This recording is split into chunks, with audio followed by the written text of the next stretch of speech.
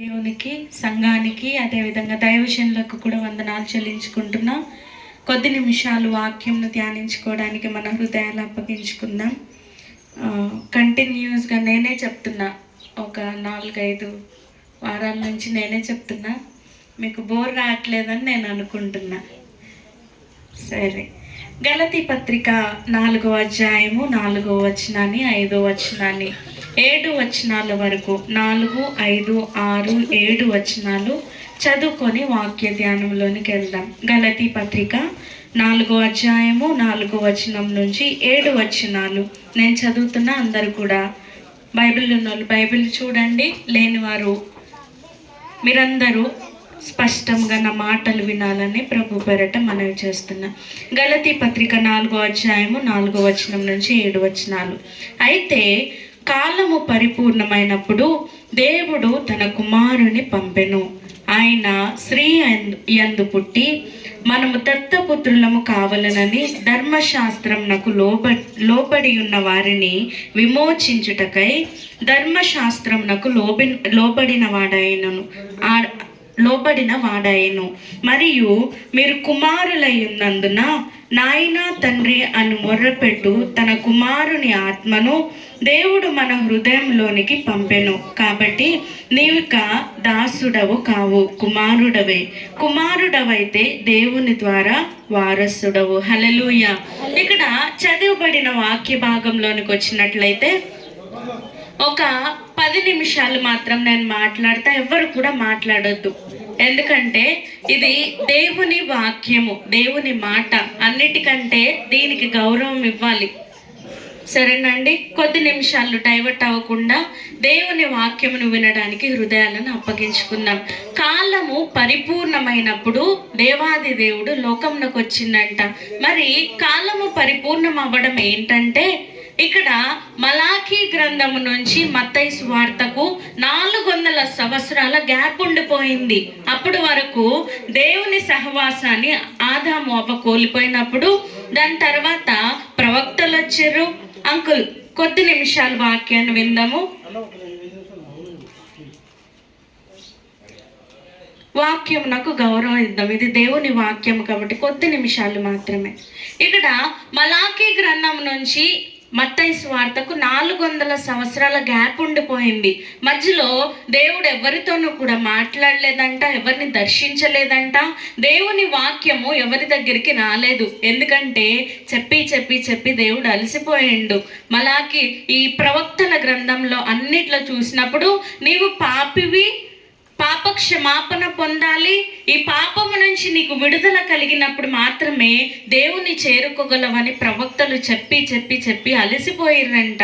అలసిపోయి దేవుడు కూడా మాట్లాడము మానేసిండు. హల్లెలూయా. ఈ ప్రశ్న ఈ క్రిస్మస్ దినాన మీకు వేయాలనుకుంటున్నా. దేవుడు నీతో ఇంకా మాట్లాడుతున్నాడా? మనలో ఒక ఆత్మ ఉంటుంది, పరిశుద్ధాత్మ అనేది మనందరికి ఉంటుంది. నువ్వు పాపం చేస్తున్నప్పుడు, నువ్వు ఒక దగ్గరికి వెళ్తున్నప్పుడు అక్కడికి వెళ్ళొద్దమ్మా అని ఒకసారి చెప్తుంది, రెండోసారి చెప్తుంది, మూడోసారి మన ఆత్మ మనల్ని గర్దిస్తూ ఉంటుంది. మళ్ళీ అదే చెప్తున్నప్పుడు ఆత్మ చనిపోతుందంట, మనలో ఉండదు. అది మళ్ళీ మనకు చెప్పదు. ఇది నాన్న పరిశుద్ధాత్మ దేవుడు నీతో ఇంకా మాట్లాడుతున్నాడా? లేకపోతే ఈ 400 సంవత్సరాలు గ్యాప్ వచ్చినట్టు నీ జీవితంలో దేవునికి నీకు మధ్యలో ఇంకా గ్యాప్ ఉందా? ఇది నాన్న పరిశీలించుకుందాం. ఇక్కడ చూసినప్పుడు కాలము పరిపూర్ణం అవ్వడం అంటే ఈ 400 సంవత్సరాలు చాలా బాధపడ్డారంట, చాలా బానిసత్వంలో ఉన్నారంట. వాళ్ళు పాపము చేసినందుకు దేవుడు వారిని విడిచిపెట్టేయడం చూసినప్పుడు ఇక్కడ రోమా ప్రభుత్వము రావడం జరిగింది. రోమా ప్రభుత్వంలో భయంకరమైన యాతన పొందారు వాళ్ళందరూ కూడా.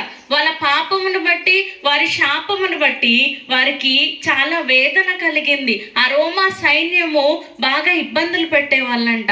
ఆ కాలము పరిపూర్ణమవుతున్నప్పుడు ప్రజల్లో ఒక ఆలోచన వచ్చిందంట. ఏంటంటే, ఒక రక్షకుడు ఉంటే బాగుండు కదా, ఒక కొత్త రాజు ఉంటే బాగుండు కదా, ఆయన మాకు స్వాతంత్రం ఇస్తే బాగుండు కదా అనే ఆలోచన పుట్టినప్పుడు, అది ఆ కాలము పరిపూర్ణమైనప్పుడు యేసుక్రీస్తు ప్రభువారు భూమి మీద జన్మించడం జరిగింది. హల్లెలూయా. ఆయన జననము ఒక అద్భుతము. ఎవ్వరు కూడా ఇప్పటి వరకు ఆ విధంగా జన్మించలేదు. ఇప్పటి వరకు ఆయనలాగా ఎవ్వరు కూడా బ్రతకలేదు. ఆయన బ్రతుకు ఒక అద్భుతము. ఆయన మాట అద్భుతము. మాట్లాడితే అనేకమైన అద్భుతాలు జరిగాయంట. ఆయన చూపు ద్వారా అద్భుతాలు జరిగాయంట. ఆయన ముట్టుకుంటే అద్భుతము, ఆయనను ఎవరన్నా ముట్టుకుంటే కూడా అద్భుతము. ఇంత అద్భుతమైన దేవుడు ఇంకెక్కడ దొరకడండి. హల్లెలూయా.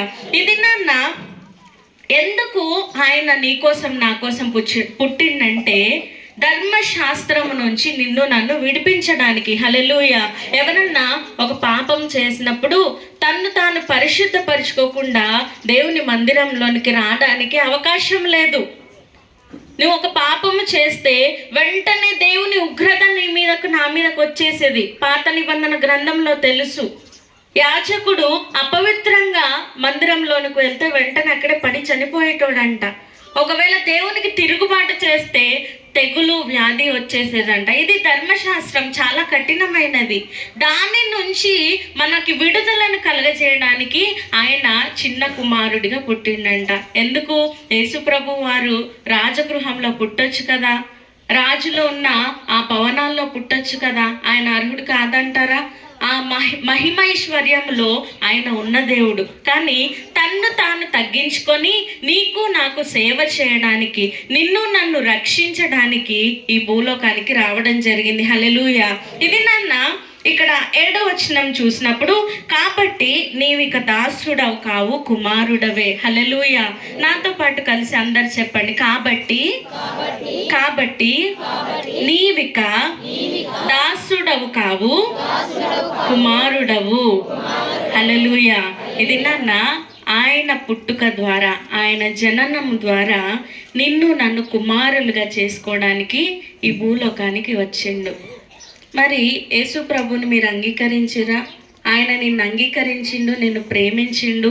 ఈ పాపముతో, ఈ శరీరముతో, ఈ శాపముతో మనము ఆ దేవాది దేవుని కలుసుకోలేము. కాబట్టి ఆయన తనకున్నదంతా వదిలిపెట్టి నీ కోసం వచ్చిండు. ప్రభుని అంగీకరించినవా? ఇంకా ఈ దాస్యత్వంలో ఉంటే, ఇదే పాపము కింద, ఆ శాపము కింద ఉంటే, సాతాను చేతిలో ఉంటే ఆయనకు కుమారుడవు కాదు. కుమారుడిని ఎవరన్నా వదిలేసి వస్తారా? ఎవరన్నా నీ కుమారుని కొత్తకోటలో వదిలేసి వస్తారా? వదిలి రారు. ఒక 10వ తరగతి వచ్చిన తర్వాత కూడా ఎత్తుకోవడానికి ట్రై చేస్తారు కదండి. అదే ఎవరో అనుకోండి, వదిలేసి వచ్చేస్తాం. ఆయనకు నువ్వు కుమారుడవంట, నిన్ను వదలడానికి ఇష్టపడలేదు. అందుకే పరలోక రాజ్యమును విడిచిపెట్టి నీ కోసము నా కోసం వచ్చిండు. చాలామంది మాట్లాడుతూ ఉంటారు, క్రైస్తవ మతం. ఇది మతం కాదండి. మతం అనేది అభిప్రాయం. ఇది అభిప్రాయం కాదు. ఏంటంటే క్రైస్తవము అనేది మార్గము. దేనికంటే ఈ పాపము నుంచి, శాపము నుంచి, నరకము నుంచి పరలోకానికి వెళ్ళడానికి మార్గము క్రైస్తత్వం. హల్లెలూయా. ఆ మార్గం ఎవరేసిరంటే యేసుక్రీస్తు ప్రభువారు నీ కోసం నా కోసం పుట్టి ఈ మార్గాన్ని వేయడానికి ఆయన భూలోకంలోకి వచ్చి ఉన్నాడు. హల్లెలూయా. ఇది నాన్న బైబిల్ అంటే ఏంటంటే స్టోరీస్ ఉంటాయండి, జరిగిన కథలు ఉంటాయి. ఎందుకుంటాయంటే వారి జీవితంలో చూసినప్పుడు, అరే ఆమె ఇట్లా చేసింది కాబట్టి దీవించబడ్డది, ఆమె ఇట్లా చేసింది కాబట్టి ఆమెకు శాపం వచ్చింది అని తెలుసుకోవడానికి స్టోరీస్. ఇంకా ఈ బైబిల్ని స్పష్టంగా చెప్పాలంటే ఇది మార్గము చూపించేది, గైడెన్స్ అన్నమాట. క్రీస్తు మార్గం అయితే ఆయన లోకమునకు మార్గమై ఉన్నాడు, పరలోకమునకు మార్గమై ఉన్నాడు. ఆయన ద్వారా తప్పించి ఎవ్వరు కూడా పరలోకానికి వెళ్ళలేరంట. ఆయన దేవుడు అంటే సేవ చేసేవాడు. రాత్రి మాట్లాడుకుంటూ నేను ఈ స్టోరీని చెప్పిన, ఎవరన్నా ఒక ఊబిలో పడిపోయినప్పుడు ఎవరన్నా వచ్చి సహాయం చేస్తే ఏమంటాము? దేవుడిలాగా వచ్చి కాపాడినావు అంటే, నీకు సహాయం చేసేవాడు దేవుడు, నీకు సేవ చేసేవాడు దేవుడు. అదే నీ నుంచి కోరుకునేవాడు దేవుడు కాదు. నీ నుంచి అది చెయ్యాలి, ఇది చెయ్యాలి, నాకు ఆ మొక్కు ఇవ్వాలి, ఈ మొక్కు ఇవ్వాలి అనేవాళ్ళు దేవుళ్ళు కాదు. ఈయన తన సమస్తాన్ని ఇచ్చేసి, సమస్తాన్ని నీ కోసం అర్పించి, నీ కోసము ఒక పశువుల పాకలో పుట్టడానికి ఇష్టపడ్డాడు. హల్లెలూయా. ఆయన దేవుడు అంటే ఇక్కడ 5వ వచనంలో చూసినప్పుడు, ధర్మశాస్త్రము నుండి విడిపించుటకై ధర్మశాస్త్రమునకు లోబడిన వాడాయను. ఎవరన్నా శాపగ్రస్తుడిని ఏం చేయాలంటే సిలువ మీద చంపేయాలి. నేను శాపంలో ఉన్న వారము, ఆ సిలువలో మరణించాల్సిన వారము, పరలోక రాజ్యంకు వారసులం కాలేము. కానీ యేసుక్రీస్తు ప్రభువారు పుట్టి నీ శాపము నుంచి, నీ పాపము నుంచి విడిపించడానికి ఆయన ఆ సిలువను మోసుకున్నాడు. హల్లెలూయా. ఇది నాన్న క్రిస్మస్ శుభదినాన్న ఒక శుభవార్త ఏంటంటే, నువ్వు యేసు ప్రభువును అంగీకరిస్తే ఆయన మార్గమైన దేవుడు కాబట్టి ఆ మార్గము గుండా నేను పరలోకానికి తీసుకువెళ్ళడానికి సిద్ధంగా ఉన్నాడు. లేదంటే నరకంనకు పాత్రులం. మన శరీరము పాపమును బట్టి, శాపమును బట్టి నరకంనకు పాత్రులం. ఇది నాన్న జ్ఞాపకం చేసుకోవాలి. రెండోదిగా కుమారుడవు, ఆయన నిన్ను దాసుడిగా చూడట్లేదు. ఇందులో 2 విషయాలు చెప్పి నేను ముగించాలనుకుంటున్నా. కుమారుడికి తండ్రి దగ్గర అధికారం ఉంది. నేను వెళ్ళి మా నాన్నగారిని అడగొచ్చు, నాకు ఇది కావాలి, అది కావాలి. ఒకవేళ మా నాన్నగారు మంచి డాక్టర్ అనుకోండి, నాకేమైనా జబ్బు వస్తే ఆయన తనకున్నదంతా తెలివిని, జ్ఞానాన్ని ఉపయోగించి నన్ను స్వస్థపరచగలడు. మరి నీ తండ్రి వైద్యుడు కదా, పరమ వైద్యుడు కదా, మరి నీవెందుకు ఇంకా ఆ రోగంతో, శాపంతో బాధపడుతున్నావు? ఇంకా అనారోగ్యం నీలో ఉంది అంటే నువ్వు కుమారుడువా లేదా అని ప్రశ్నించుకోవాలి. ఆయన తండ్రే, ఆయన నీకోసం మరణించి తండ్రిగా నిన్ను కుమారుడిగా మార్చుకున్నాడు. మరి నువ్వు వెళ్ళి అడుగుతున్నావా? దేవుని దగ్గర నీకు అధికారం ఉందా? ఆయన బలవంతుడైన దేవుడు కాబట్టి పరిస్థితులను బట్టి ఆయన దగ్గరికి వెళ్ళి, అయ్యా నా తండ్రివి కదా, ఈ పరిస్థితి నుంచి నాకు విడుదలను దయచేయని అడగగలిగే అధికారము నీకుందా? ఇది జ్ఞాపకం చేసుకోవాలి. మలాకీ గ్రంథము 1వ అధ్యాయము 6వ వచనాన్ని మనం చదువుకున్నప్పుడు, మలాకీ గ్రంథం 1వ అధ్యాయము 6వ వచనంలో, కుమారుడు తన తండ్రిని గణపరచును కదా, దాసుడు తన యజమానుని గణపరచును కదా. నా నామమును నిర్లక్ష్య పెట్టు యాజకులారా, నేను తండ్రినైతే నాకు రావలసిన ఘనత ఏమాయను? హల్లెలూయా. 1, నీవు కుమారుడవు, కుమార్తెవు అయితే ఆయన యొద్ద నీకు అధికారం ఉందా? ఆయన యొద్దకి వెళ్ళి అడిగే అధికారము, ధైర్యము నీకుందా? ధైర్యం నీకు ఇంకా లేదంటే, నీవు అడిగింది ఇంకా పొందుకోలేకపోతున్నావు అంటే నువ్వు ఇంకా కుమారుడు కాదేమో, ఆ స్థానాన్ని నువ్వు తీసుకోలేవేమో. ఇక్కడ మలాకీ గ్రంథం 1వ అధ్యాయం 6వ వచనంలోనికి వచ్చినప్పుడు, తండ్రికి రావలసిన ఘనత ఏమాయను అని వాక్యం సెలవిస్తూ ఉంది. ఆయన తండ్రి, నువ్వు కుమారుడవు కదా, మరి ఆయనకు రావాల్సిన ఘనత ఆయనకి ఇవ్వాలి. కొందరు బలమును బట్టి అతిశయిస్తారంట, వారికి ఉన్న బలమును బట్టి, ధనమును బట్టి అతిశయిస్తారంట. కానీ వాక్యం సెలవిస్తుంది, నేనైతే నా దేవుని బట్టి అతిశయపడుతున్నా. మనకేముందండి? ఆయన తండ్రి, ఆయన మన దేవుడు, ఆయనను బట్టి మాత్రమే మనకు అతిశయము. మరి ఆ తండ్రికి ఘనత ఇస్తున్నావా? నీకున్నదాన్ని బట్టి ఆయనను గణపరుస్తున్నావా? నీకున్న దానిని బట్టి ఆయనను స్తుతిస్తున్నావా? నాది నాది అని చెప్పేసి ఎగురుతున్నావా? ఒక దినాన్న ఇట్లా ఎగిరిన వాళ్ళందరూ కూడా ఏమవుతారంటే, ఆయనే లెక్క చెప్తాడు, ఆయన ఏం చేయాలో ఆయన చేస్తాడు. తండ్రి అయితే నాకు రావాల్సిన ఘనత ఏమాయను? హల్లెలూయా. ఆయన కాలము పరిపూర్ణమైనప్పుడు భూలోకమునకు వచ్చి నీ పాపమును, నా పాపమును ఆయన తన భుజముల మీద వేసుకొని రక్షణ ఇచ్చిన ఈ దినాన్న, ఒకవేళ నువ్వు ఇంకా రక్షింపబడకపోతే ఇదే శుభదినము, ఇదే శుభవార్త. ఆయనను అంగీకరించు, ఆ నిత్య రాజ్యమునకు వారసులు అవుతాం. లేకపోతే నరకము మన కోసం సిద్ధంగా ఉంది. రెండోదిగా, కుమారుడవు, నువ్వు ఇంకా దాసుడవు కాదు. కాబట్టి ఆయన యొద్ద అధికారంగా అడిగే ఆ అనుభవాన్ని మనం పొందుకోవాలి. రెండోదిగా, ఆయనకి ఇవ్వాల్సిన ఘనతను ఈ క్రిస్మస్లో నువ్వు ఇవ్వగలగాలి. హల్లెలూయా. ఆయనకు ఘనతను ఇవ్వగలగాలి. ఆయన నీ జీవితంలో చేసిన మేళ్లను బట్టి, ఆయన నీకు ఇచ్చిన దాన్ని బట్టి ఆయనకు తిరిగి ఇవ్వగలగాలి.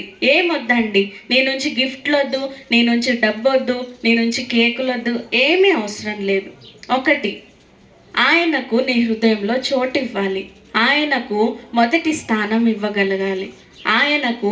ఆయనకు రావలసిన, తండ్రికి ఇవ్వవలసిన ఘనతను, గౌరవమును ఇది నాన్న ఇవ్వగలగాలి. హల్లెలూయా. ఇది ఎప్పుడైతే ఇస్తామో ఆయన జన్మ ఎందుకైతే ఆయన ఈ భూలోకంలో పుట్టిండో అది మన జీవితాల్లో పరిపూర్ణమవుతుంది. హల్లెలూయా. ఈ వాక్యము మన హృదయాలలో నిలిచి ఆయన కుమారులంగా బ్రతకడానికి, ఒకవేళ ఇంకా అంగీకరించకపోతే ఆయనను అంగీకరించే వారంగా ఉండడానికి ఈ వాక్యము మన హృదయంలో ఉండాలని ప్రార్థన చేసుకున్నాం. ఈ వాక్యం దేవుడు దీవించి ఆశీర్వదించును గాక.